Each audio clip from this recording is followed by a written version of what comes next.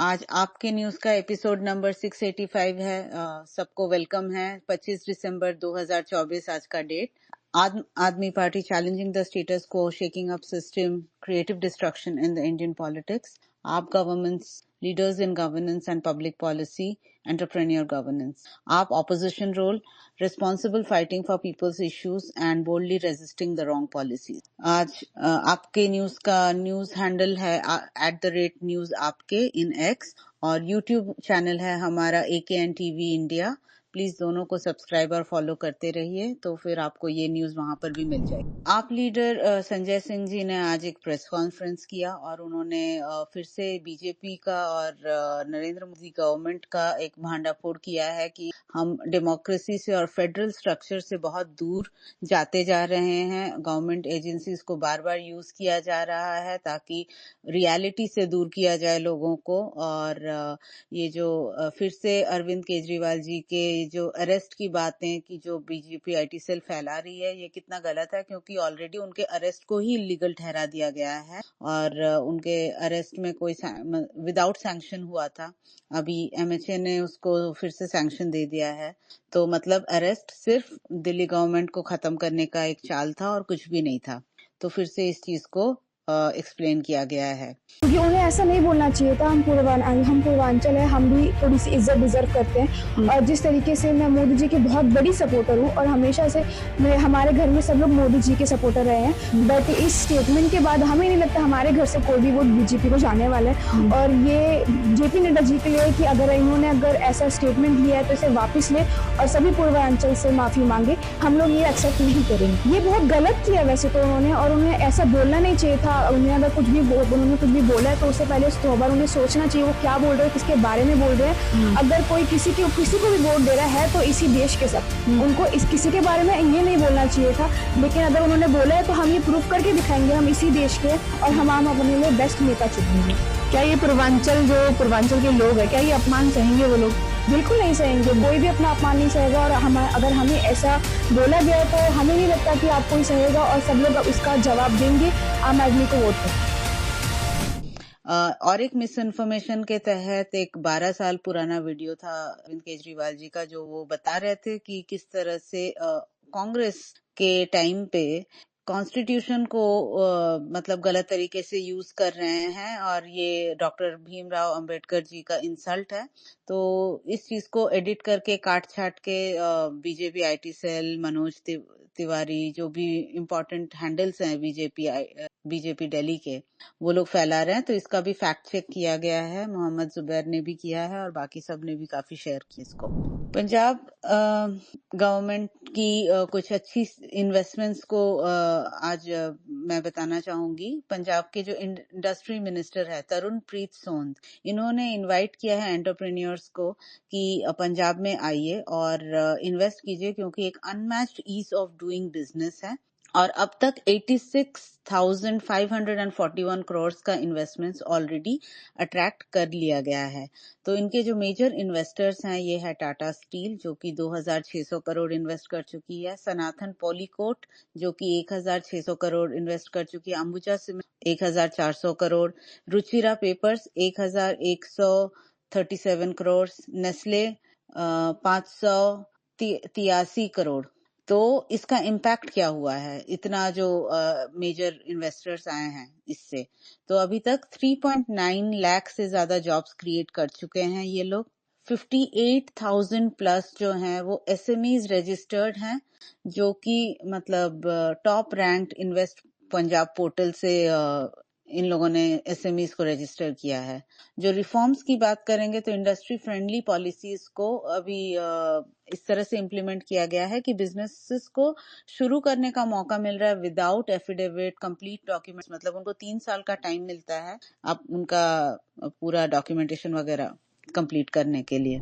Canada में के बारे में भी बहुत सारे मिस इन्फॉर्मेशन फैलाए जा रहे हैं और उसके बीच में इंडिया ने कई बार बहुत सारे एडवाइजरीज जारी किए हैं कि कनाडा में सेफ नहीं है इंडियन स्टूडेंट्स और इंडियन स्टूडेंट्स को वापस आ जाना चाहिए वगैरह। तो इस पर एक न्यूज आर्टिकल है कि कनाडा में जो हैं इंडियन स्टूडेंट स्पेसिफिकली, वो लोग वापस नहीं आना चाह रहे हैं। वो कह रहे हैं कि यहाँ पर हमें कोई सेफ्टी कंसर्न दिख नहीं रहा है और हमारे लिए सब कुछ ठीक है and they are not willing to come back. तो इस पर एक अच्छा आर्टिकल है। पंजाब गवर्नमेंट अंडर भगवंत मान जी ने कुछ मांगे रखी हैं। एक प्री बजट मीटिंग रिक्वेस्ट किया गया है निर्मला सीतारमन जी से। तो ये रिक्वेस्ट भेजी है पंजाब के फाइनेंस मिनिस्टर हरपल चीमा ने।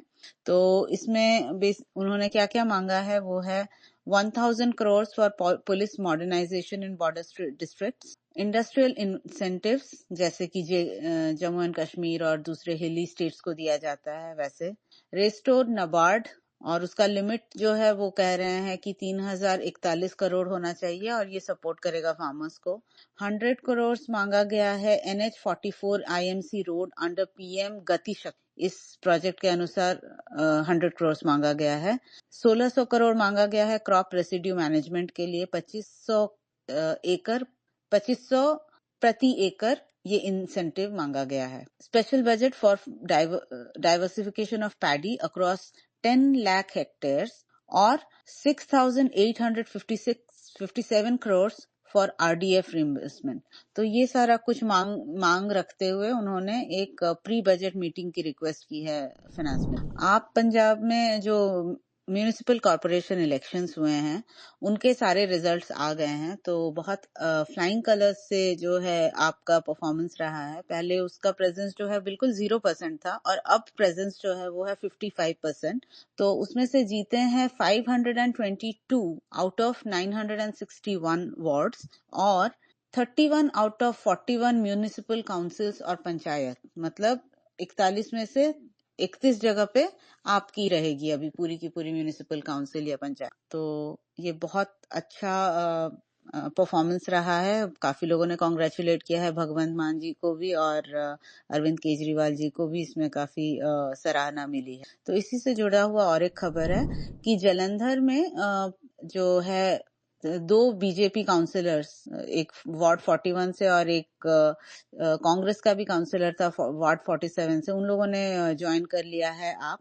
तो आपका अभी जो फुल नंबर है दैट इज 44 और मेजॉरिटी मार्क था 43। तो अब पंजाब में जो जालंधर में जो मेयर होंगे वो भी आपके होंगे एंड लोकसभा इंचार्ज अश्विनी अग्रवाल और अमित धाल, इन दोनों में से अभी रेस है कि कौन कोई एक मेयर बनेगा। बीजेपी गवर्नमेंट ना अभी महातारी वंदन योजना बोलकर एक योजना है जो कि छत्तीसगढ़ में चलाती है। तो उसमें उन लोगों ने क्या किया है कि बहुत सारे गोस्ट अकाउंट्स बनाए। गोस्ट अकाउंट्स मतलब वो लोग एक्चुअली एग्जिस्ट करते नहीं है बट उनका अकाउंट बनाकर उन्हें 1000 रुपीज पर मंथ वो लोग बांट रहे हैं।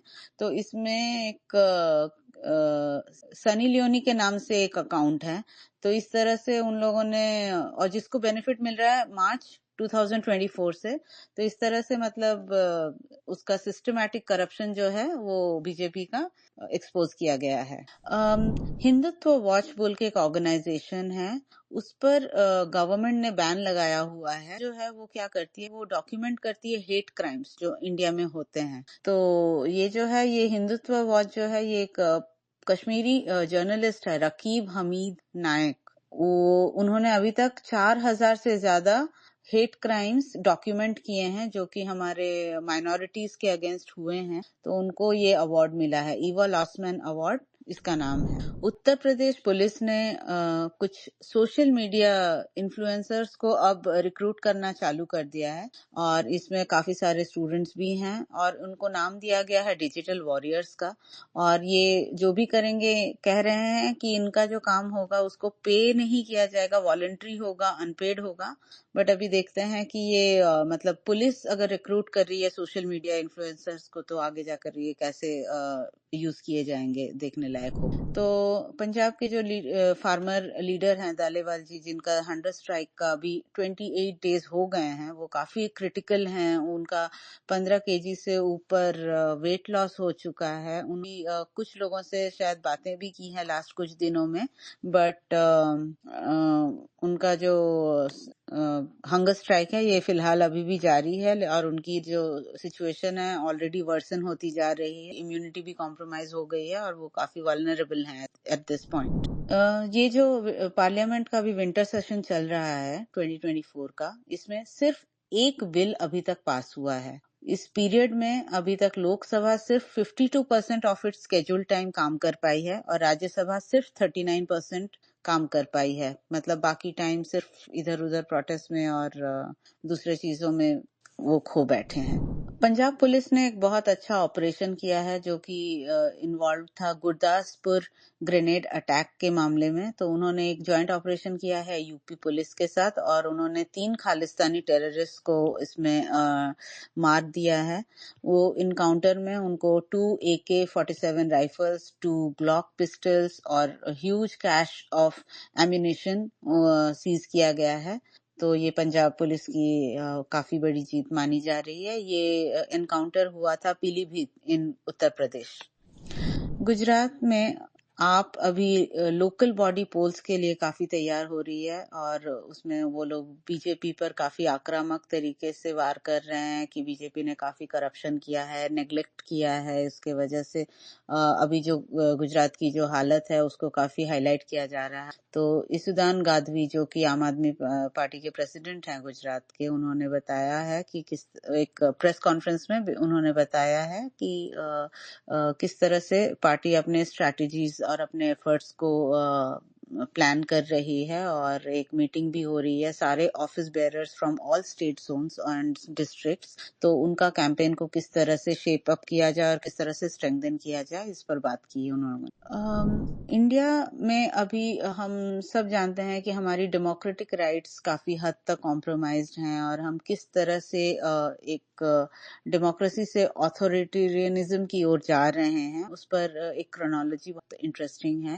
कि अमेंडमेंट जो आया था 1961 में, जो all other papers relating to elections shall be open to public inspection, इस अमेंडमेंट को अभी चेंज कर दिया गया है और अब जो है EC will not be accountable to the people of country to share all the documents। और ये सिर्फ अकाउंटेबल होगी जो EC, वो सिर्फ होगी PMO को। सिर्फ मतलब वो प्राइम मिनिस्टर्स ऑफिस से अगर रिक्वेस्ट किया जाए तो ही वो सारा इन्फॉर्मेशन उसको देगी, अदरवाइज नहीं देगी बाकियों को। तो ये एक तरह से किस तरह से हमें कॉम्प्रोमाइज करने को मजबूर कर रहा है, इस पर एक आम आदमी पार्टी के जो राष्ट्रीय संयोजक हैं अरविंद केजरीवाल जी, उन्होंने आज कल मुख्यमंत्री आतिशी के मौजूदगी में ये महिला सम्मान योजना का जो रजिस्ट्रेशन है वो शुरू किया है। तो इसके काफी सारे प्यारे वीडियोस देखने को मिल रहे हैं। तो ये कैसे कर रहे हैं कि वो लोग पहले जा रहे हैं, जो टीम जो हजारों के नंबर्स में जो टीम बनाई गई है वो घर घर जा रही है, रजिस्ट्रेशन कर रही है, आपका वोटर कार्ड चेक कर रही है, फिर चुनाव आयोग की वेबसाइट में जाकर चेक कर रही है कि आप वो वोटर्स लिस्ट में है या नहीं, और उसके बाद आपको रजिस्ट्रेशन कार्ड, जो येलो कार्ड है वो महिला सम्मान के लिए और एक ब्लू कार्ड है जो कि संजीवनी योजना की है, तो वो आपको मिल रहा है। तो इसकी शुरुआत हो गई है कल से।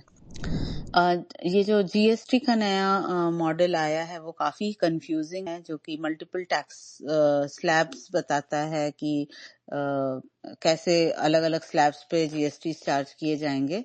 तो उसका एक बहुत अच्छा एग्जांपल है कि अगर आप कार खरीद रहे हैं तो आपको 28% जीएसटी अपफ्रंट देना है। उसके बाद जब आप उसको सेल कर रहे हैं, इवन इफ आप लॉस में सेल कर रहे हैं, आपको और 18% देना है। तो जब GST on used car sold at profit is 18% and GST on used car sold at loss is also 18%, but GST on used car not sold is 15%, GST on used car being used is 20%, GST on used car not being used is 12%, GST on used car being parked is 7.5% and GST on watching a used car being sold is 5%। तो ये काफी interesting एक data है कि समझ में नहीं आता है किस तरह से लोगों को कंफ्यूज कर रहा है। इसका एक एग्जांपल नारायण मूर्ति जी ने काफी दिनों से वो वैलिडेट किया है कि 70 आवर्स का मिनिमम वर्किंग वीक होना चाहिए और इससे भी ज्यादा काम कर सकते हैं। आज का यूथ जो है कम काम करता है।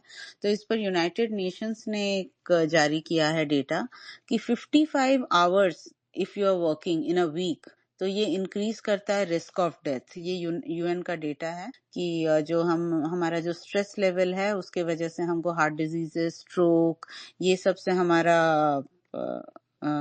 प्रोन होना ज्यादा हो जाता है अगर हम इतने घंटे काम कर रहे हैं। बांग्लादेश ने एक डिप्लोमेटिक लेटर लिखा है जिसमें उन लोगों ने पीएम शेख हसीना का एक्स्ट्राडिशन मांगा है Indian ministry of external affairs से, और हमारी जो फॉरेन मिनिस्ट्री है उसने रिफ्यूज कर दिया है उस पर कोई कमेंट देने से अभी। लेकिन ढाका ने जो है ये फॉर्मल रिक्वेस्ट जो भेजा है उसने साइट किया है कि 2013 एक्स्ट्राडिशन जो ट्रीटी है दोनों कंट्रीज में उसको हम खारिज कर रहे हैं इन केस अगर हम उनके रिक्वेस्ट को हम नहीं मान रहे हैं। And she is already accused of multiple crimes in her. Centre ने एक नो डिटेंशन पॉलिसी को स्क्रैप कर दिया है, तो जितने भी सेंटर के अंडर केंद्रीय विद्यालय, सर्वोदय विद्यालय और दूसरे जो भी थे उनको एक अमेंडमेंट आया है राइट टू एजुकेशन एक्ट में 2019 में। उसमें क्लास 5 एंड क्लास 8 में बच्चों को फेल किया जा रहा था, आगे बढ़ने नहीं दिया जा रहा था, तो उसको अभी स्क्रैप कर दिया गया है। तो अभी at least 18 states and union territories already इस नो डिटेंशन पॉलिसी से मतलब छोड़ चुके हैं। अब दिल्ली गवर्नमेंट ने भी इसको मतलब खारिज कर दिया है। तो अब क्लास 5 एंड क्लास 8 में जो बच्चे फेल भी होंगे उनको भी मतलब कोई फेल नहीं होगा, बेसिकली हर कोई कंटिन्यू कर सकता है अपनी एजुकेशन। तो बहुत अच्छी पहल है ये। एक बैंगलोर का टेकी है, उसका नाम है विजय कुमार और उसकी एज है 39 इयर्स और ये एक आईटी कंपनी में काम करता है बेंगलुरु में। तो उसके साथ एक 11 करोड़ का डिजिटल अरेस्ट स्कैम हुआ है और उसमें जो स्कैमस्टर्स थे उन्होंने खुद को पुलिस बताया है और जो विक्टिम है उसको इन्वॉल्व किया गया था आधार कार्ड का उसका मिसयूज करके, उसको चीट करके उसके दूसरे बैंक अकाउंट्स में मनी लॉन्ड्रिंग के लिए दूसरे बैंक अकाउंट्स में उसको पहले अकाउंट खुलवाया गया, फिर पैसे उसके ट्रांसफर कराया गया। तो 11 करोड़ का ये एक फ्रॉड हुआ है, डिजिटल अरेस्ट स्कैम। तो this is another kind of scam जो कि अभी चल रहा है। इस तरह के बहुत सारे स्कैम्स खैर हमें पता चलते रहते हैं, हम बताते रहते हैं। बीजेपी का एक एमएलए है उत्तर प्रदेश की बदाऊं में, उसका नाम है हरीश चंद्र शक्या और उसके साथ और 15 लोग हैं जिनको अरेस्ट किया गया है। उन पर एक गैंग रेप का मामला है। तो ये हम फिर से सोचने को मजबूर करता है कि ये बीजेपी जो लोग सपोर्ट करते हैं उनको ये क्वेश्चन कब करना शुरू करेंगे कि ये बीजेपी वाले इस तरह के रेपिस्ट एंड क्रिमिनल्स को क्यों सपोर्ट करती है। पंजाब में मान सरकार की एक और नई पहल है which is about clean and green renewable energy. इसको लेकर बहुत अच्छी एक पहल जो है अभी अमन अरोड़ा जी ने जानकारी दी कि 2025 तक 264 मेगावाट ग्रीन एनर्जी का उत्पादन होगा और इसमें 66 प्रोजेक्ट्स हैं। इस प्रोजेक्ट्स के लिए बिड किया गया है। 28 कंपनीज ने पार्टिसिपेट किया था बिडिंग में। Letter of award VP solar generation को मिला है और सोलर प्लांट्स में लगभग 400 MU बिजली का उत्पादन होगा। सोलर प्लांट्स में होगा 1056 करोड़ का इन्वेस्टमेंट और ₹2.38 पर यूनिट पर 25 सालों के लिए ये प्रोजेक्ट दिया गया है इस कंपनी को। अब तक का सबसे कम रेट है पावर परचेज अग्रीमेंट का। कृषि सब्सिडी बिल में पंजाब की सालाना 176 करोड़ रुपए की जो बचत होगी इससे, और 31 दिसंबर 2025 तक इसको पूरी तरह से तैयार कर दिया जाएगा। ऐसा करके उन्होंने आज ये सरकार ने ये इन्फॉर्मेशन दी है अमन अरोड़ा जी ने। मुंबई में बीएमसी ने एक अडल्ट बीसीजी वैक्सीनेशन कैंपेन शुरू किया है। ट्यूबरकुलोसिस के अभी काफी सारे केसेस फिर से आने लगे हैं सितंबर 2024 से। तो एक ऑर्गेनाइजेशन है accredited social health activist Asha's, इसने सर्वे किया था और उसने आइडेंटिफाई कर लिया है कौन सी कम्युनिटीज में कौन से एलिजिबल लोगों को ये वैक्सीनेशन मिलना चाहिए। अक्टूबर से दिसंबर के बीच में ये सारा सर्वे वगैरह हो गया है, लिस्ट फाइनलाइज हो गई है। तो अभी ये जल्दी ही शुरू होने वाला है ये वैक्सीनेशन कैंपेन। क्राइम इंस्टेंसेस जो हैं मुंबई में, जो साइबर डिपार्टमेंट है अभी उसमें डीसीपी नहीं है लास्ट 18 महीनों से। तो बहुत सारे क्राइम इंस्टेंसेस बढ़ गए हैं साइबर क्राइम के। तो इनकी साइबर पुलिस डिपार्टमेंट को काफी ज्यादा जरूरत है डीसीपी के। और ये जो डीसीपी हैं ये 5 रीजनल साइबर पुलिस स्टेशंस को पूरी तरह से कंट्रोल करते हैं। तो अक्टूबर 11, 2024 में जो देवेंद्र फडणवीस जी जो थे, उन्होंने इनॉग्रेट किया था state of the art cyber crime investigation capacity centre new Mumbai में। और ये एक प्रोजेक्ट है, 837 करोड़ का प्रोजेक्ट है। बट देखने लायक बात ये है कि डीसीपी नहीं है वहां पर, क्राइम ब्रांच। आपने अभी बीजेपी पर एक इल्जाम लगाया है इन दिल्ली कि ये जो दिल्ली में जो झांकी है जो 26 जनवरी में निकलती है, उसी भी तरह से हम रिपब्लिक डे परेड में प्रियंका कक्कड़ जी ने ये कहा है कि बीजेपी पॉलिटिक्स कर रही है लो लेवल की और उन लोगों को पार्टिसिपेट नहीं करने दे रही है। लास्ट 4 सालों से पार्टिसिपेट नहीं करने दिया गया है और उनको जो दिल्ली टैब्लो है उनको अपनी झांकी नहीं निकालने दी जा रही है 26 जनवरी के परेड पर। पंजाब से और एक न्यूज, पंजाब में जो मिनिस्टर हैं हरजोत बैंस, इन्होंने लिखा है हमारे यूनियन मिनिस्टर खट्टर जी को डिमांड करते हुए कि 5 नए ब्रिजेस की बहुत जरूरत है। चंडीगढ़ में ये पंजाब कैबिनेट मिनिस्टर और एमएलए जो हैं आनंदपुर साहिब कॉन्स्टिट्यूएंसी से हैं हरजोत सिंह बैंस जी, तो इन्होंने ये लेटर लिखा है कि बीबीएमबी रिवर्स पर उनको अभी 5 नए ब्रिजेस की काफी ज्यादा जरूरत है, तो ये सैंक्शन किया जाए ये प्रोजेक्ट। डॉक्टर बलबीर सिंह जो कि हैं health minister for training nursing and for training nursing students in monitoring BP HP level और कंडक्टिंग आई चेकअप्स, ये असेंशियल टेस्ट हैं और जितने भी असेंशियल मेडिसिन हैं इनके साथ जो कि गवर्नमेंट हेल्थ केयर फैसिलिटीज में होने चाहिए, ये सारा कुछ अभी डायरेक्ट किया गया है सारे सिविल सर्जन्स को कि ये बेस्ट हेल्थ केयर फैसिलिटीज दिए जाएं पंजाब के लोगों को। तो ये बलबीर सिंह जी जो हैं वो Punjab health and family welfare minister हैं।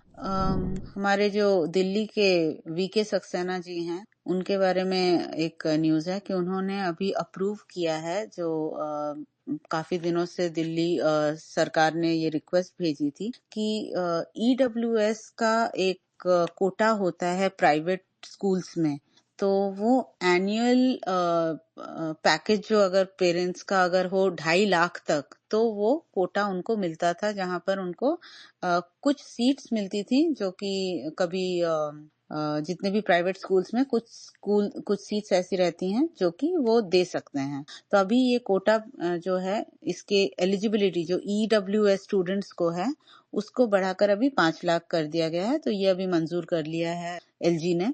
तो इससे जो भी इकोनॉमिकली वीकर सेक्शंस हैं जिनको आसपास अगर कोई अच्छा प्राइवेट स्कूल है और उसमें अगर वो कोटे में सीट्स अवेलेबल हैं तो they will also be eligible. तो एलिजिबिलिटी पहले 2.5 लाख तक थी, अभी बढ़ाकर वो 5 लाख तक कर दी गई है।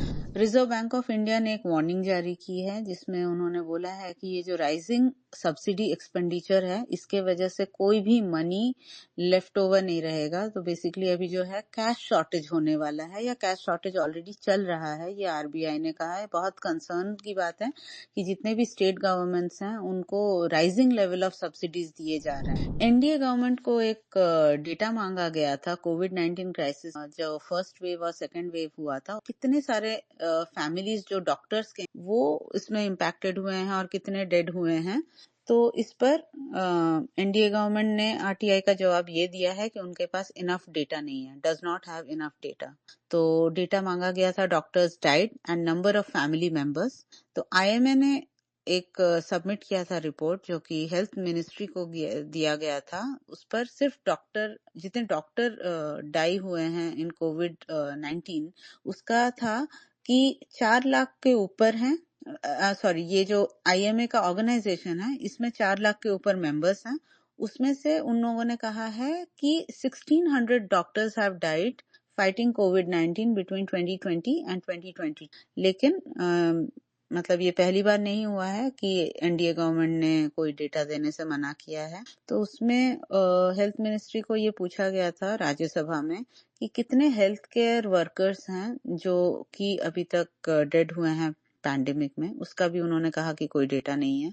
और मोदी जी ने एक और प्रॉमिस किया था कि 50 lakh to the family of every health worker who died, तो उस पर भी अभी तक कोई क्लैरिटी नहीं है, कोई नंबर नहीं दिया गया है कि कितने लोगों को ये कॉम्पला है। और तो मोदी जी, जैसा हम सबको पता है कि उनको हमारे जितने भी मिडिल ईस्ट कंट्रीज हैं वहां पर भाईचारा बढ़ाने के लिए जाना बहुत पसंद है, वो काफी जाते रहते हैं।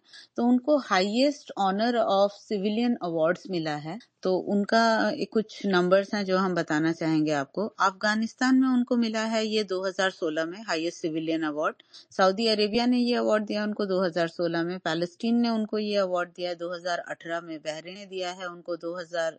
मालदीव्स ने भी उनको 2019 में दिया है। यूएई ने उनको दिया है 2019 में। इजिप्ट में भी दिया है उनको 2023, और कुवैत ने भी उनको दिया है 2024 में। तो इस वजह से जो है मोदी जी काफी डंका बजा रहे हैं विदेशों में, और ये सारे मुस्लिम कंट्रीज में जाकर वो काफी प्रचार कर रहे हैं हमारा। राफेल पर कुछ बहुत अच्छा डेटा यहाँ पर है कि उसकी पूरी टाइमलाइन जो 2016 से लेकर अभी तक, जो जब राजन गोगोई रिटायर हुए थे, उसका कुछ डेवलपमेंट हमने यहाँ पर शेयर किया है आपको। उसके साथ जो है एक काफी अच्छा एक्सपोज है जिसमें ये बताया गया है कि सीबीआई, ईडी और बाकी दूसरे इंस्टीट्यूट्स में काफी प्रूफ था। सीक्रेट कमीशंस कुछ 7.5 मिलियन पाउंड्स तक के थे, और ये पे किया गया था Sushen Gupta by Dassault Aviation, जो कि इसका मिडिल मैन था। तो किस तरह से मोदी गवर्नमेंट ने राफेल स्कीम में हाईएस्ट इंस्टीट्यूशंस ऑफ इंडिया को मिसयूज करके उसको हाइड किया है, इस स्कैम को, इस पर कुछ डेटा है। ये आयुष्मान कार्ड की बहुत कंपैरिजन चल रही है इसके साथ, संजीवनी योजना के साथ। तो आयुष्मान कार्ड की एलिजिबिलिटी पर एक कुछ डेटा है कि अगर आपके पास पक्का घर है तो आप आयुष्मान कार्ड के लिए एलिजिबल नहीं है। अगर आपके पास बाइक है तो आप एलिजिबल नहीं है। अगर आपकी इनकम 10,000 रुपए से ज्यादा है तो भी आप एलिजिबल नहीं है। आपके घर में अगर रेफ्रिजरेटर है या लैंडलाइन फोन है, या आपके पास कोई ईपीएफ है, या अगर आप यूज करते हैं कोई ईएसआई, या आपके घर में अगर कोई मेल मेंबर है जिसकी एज है 16 से लेकर 59 तक, तो इन सब केसेस में आप आयुष्मान कार्ड के लिए एलिजिबल नहीं। एक न्यूज है बंगाल से, जो कि है एक मेट्रो प्रोजेक्ट था, न्यू गोड़िया बारुईपुर मेट्रो प्रोजेक्ट बोलकर। तो इसको पूरी तरह से अभी स्क्रैप कर दिया गया है। और ये मेट्रो रूट बहुत एसेंशियल था, क्योंकि ये एक बहुत ही ग्रोइंग पॉपुलेशन वाले एरियाज की कनेक्टिविटी को बढ़ाता था। ये साउथ 24 परगनास बोल के एक एरिया है, उसको काफी दिनों से प्रॉमिस किया गया था, बट अभी सेंटर ने इसको पूरी तरह से पहले नेग्लेक्ट किया, उसके बाद अभी उसको पूरी तरह से रिजेक्ट कर दिया गया है। और ये काफी दिनों से प्रॉमिस था, बट अब इस पर कोई फंडिंग नहीं अलॉट हो रही है। तो बीजेडी, जो हमारी बीजू जनता दल पार्टी है ओडिशा की, उन्होंने कल रिपोर्ट किया है कि जो वोटिंग परसेंटेज जो उनकी पोलिंग डे को हुई थी, और जो फाइनल काउंटिंग डे को जो पोलिंग डेटा है, उसमें 15% to 30% का डिफरेंस आया है उड़ीसा में अलग अलग जगहों पे।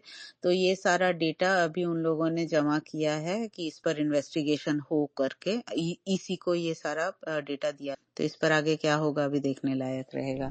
और इसके साथ ही आज के न्यूज यहीं पर समाप्त होते हैं। आप सबका सुनने के लिए और यहाँ आने के लिए बहुत बहुत धन्यवाद।